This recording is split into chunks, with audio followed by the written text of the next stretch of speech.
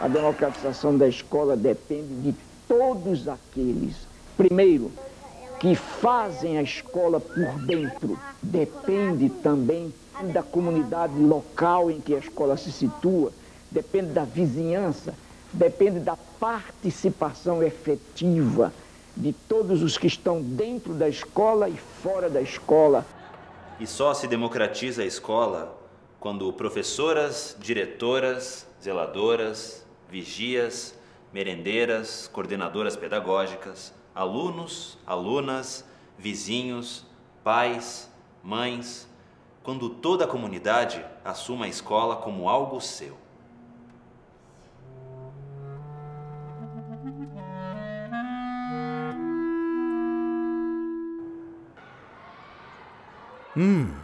Paulo Freire.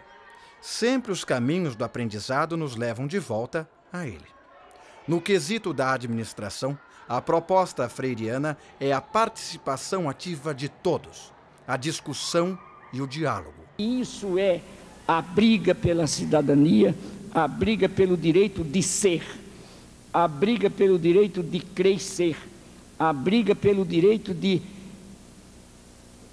estar no mundo e com o mundo. Paulo Freire foi um agente das políticas públicas. Assumiu o cargo de secretário municipal da Educação de São Paulo em 1989. Paulo Freire trabalhava com os princípios básicos da democratização da educação, que são a participação, a autonomia e a dialogicidade entre o conjunto dos sujeitos que faz a vida da escola. Eu diria que ele percebeu que, a partir de um entendimento do que é o conhecimento e do que é o processo de ensino, ele extrapolou aquilo para a organização, não só de algumas pessoas aprendendo, mas de uma rede social aprendendo, que é a rede escolar. Me parece que foi o átomo dessa percepção de Paulo Freire. Ele dizia, e é uma frase muito citada dele, a exaustão, que é: ninguém ensina ninguém. Não adianta eu querer ensinar para as pessoas, eu não consigo ensinar. Mas também ninguém aprende sozinho. Se ninguém aprende sozinho, ninguém ensina ninguém, qual é a saída? Ele disse: os homens aprendem mutuamente, e aí vem a figura da gestão, mediatizados pela realidade. Você não vive todo dia aqui? Que nem você. Não é no silêncio que os homens se fazem, mas na palavra, no trabalho, na ação e reflexão. A escola é um espaço de todos. Já disse isso, eu digo e repito. A escola é um espaço de alunos, professores, especialistas, funcionários, pais. Todos devem participar da sua gestão. Tendo a ideia de que a escola é de toda a comunidade, portanto, ela não pode estar protegida da comunidade, ao contrário, ela tem que estar aberta à comunidade, ela vai ter que aceitar que, num primeiro momento, o processo de apropriação da comunidade para com a escola, ele é um ato educativo, não é um ato espontâneo. Não basta tirar um muro e dizer: agora é sua. Eles vão pichar, não é? O risco de pichar é enorme. O processo de construção dessa, não é parceria, é do processo de cogestão, ela é objeto de educação. E, portanto, tem que ter ações planejadas, tem que ter idas e vindas, aí vão pichar, o que eu faço? Chamo o grupo, discuto, repinto, chamo a comunidade. Eu tenho que criar, para gerar essa cogestão, eu tenho que criar um processo educativo. Hoje a gente fala em equipe de gestão. Você encontra essa proposta e ela também é assumida nos contextos das escolas, no sentido de que não só o diretor assume exclusivamente a liderança, mas também esta equipe inclui o vice-diretor, inclui os coordenadores pedagógicos, e a ideia de equipe é muito importante, porque sublinha um coletivo que discute, que toma decisões coletivamente e assume diferentes instâncias e diferentes ações dentro da escola. O importante da democracia é o outro como elemento de diálogo e de crescimento. Por isso que a própria modalidade de formação dos professores, dos gestores, dos alunos, dos pais, da comunidade, o que seja, ela já contém um germe de democracia. Germe de democracia. Melhor dizer mais um pouco. Pois não. A origem da palavra democracia é grega, democrácia. Demos significa povo e crácia poder. Uma consulta rápida ao dicionário. Democracia significa governo do povo.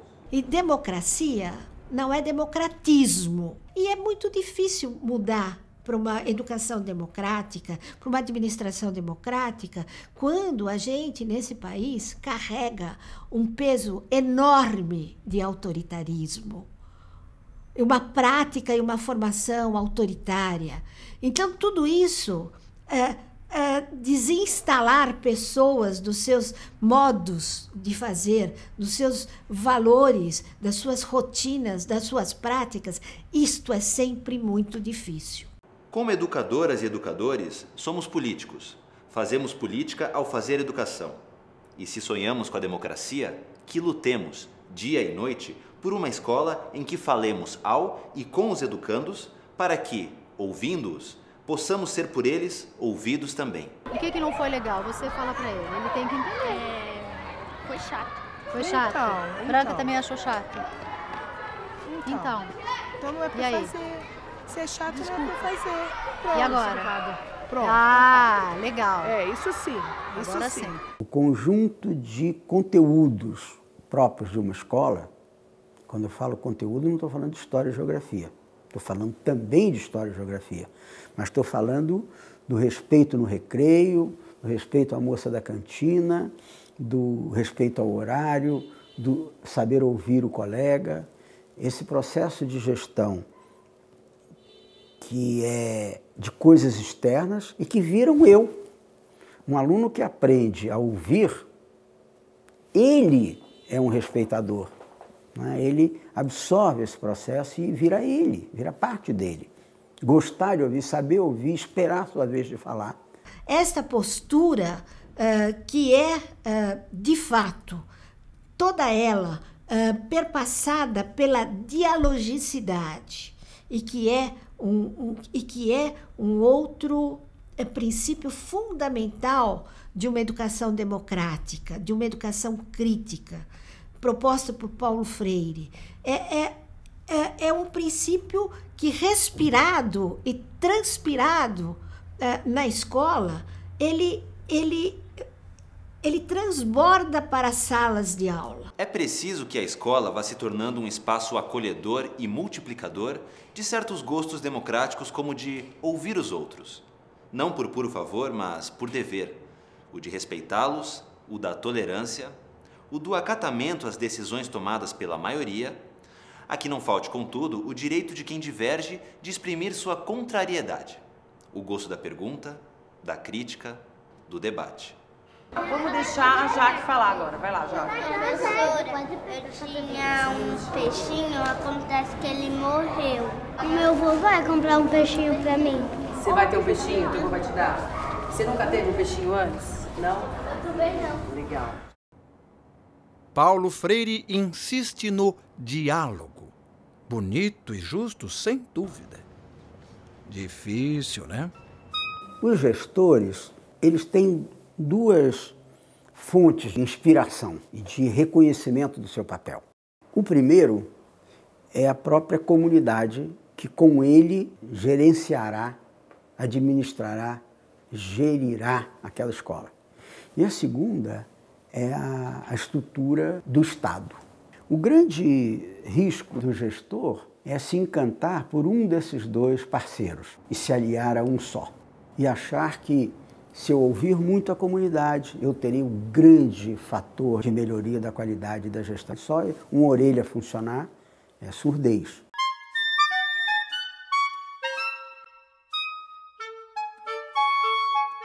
Né? E, ao mesmo tempo, dizer, não, eu sou aqui o representante do Estado e vai ser assim. O Estado, ele tem uma posição generalista, cuja aplicação às idiosincrasias das várias escolas precisa sofrer um processo de interpretação. O gestor faz essa interpretação. E, ao mesmo tempo, ele tem que adquirir a sensibilidade do que a comunidade precisa e depurando isso para dialogar com aquilo que é legal, que é estatutário, que é padronizado, que é combinado. Sim, sim, sim. O Estado tem suas leis. Tudo escrito. Mas e a comunidade? Como ouvir a comunidade? Os alunos são eles e as suas famílias. Por exemplo, quando você pede como lição de casa, como atividade, que os avós sejam entrevistados para contar como é que foi 31 de março de 1964, você envolve a comunidade. Ele vai ter que procurar o avô, vai ter que ouvir da boca e da sensibilidade do avô, da visão ideológica do avô, o que significou 31 de março de 64. Isto dá significado à aprendizagem do aluno e envolve a família. Queremos uma educação que implique em participação, em solidariedade, em autonomia, em valores de justiça social. Isso são valores que definem uma opção por um certo tipo de educação. É a administração da escola você facilitar que os professores façam um trabalho de exposição de tudo que o aluno produziu durante aquele bimestre nas paredes da escola. E os pais vêm visitar, os tios vêm visitar, o padrinho do garoto vem visitar. Professor Fernando trouxe mais uma vez a palavra administração. Fiquemos com ela. Administrar é usar a razão para fazer o uso dos recursos que tem em mãos para realizar fins determinados. O administrar também tem um caráter bonito que é eu, administrador dessa escola, estou a seu serviço. Estou a serviço do aluno, do professor e do conhecimento e da comunidade. Não é ruim ser ministro. O que tem acontecido é que a palavra administração se identificou muito com a burocracia do cumprimento de regras, com a prestação de contas, com o registro de resultados, que são coisas fundamentais. A burocracia é uma coisa importantíssima. Eu adoro a burocracia de que me paguem todo dia 5. Paga quando quiser, eu detesto burocracia. Não precisa me pagar no dia 5, precisa. O que não pode é a burocracia ser a grande e única definidora de todos os procedimentos humanos. Essa distinção entre uma coisa e outra é que é a função delicada do administrador, de saber o que ele tem que fazer para garantir rigor, precisão, norma, disciplina e aquilo que é a espontaneidade própria da vida.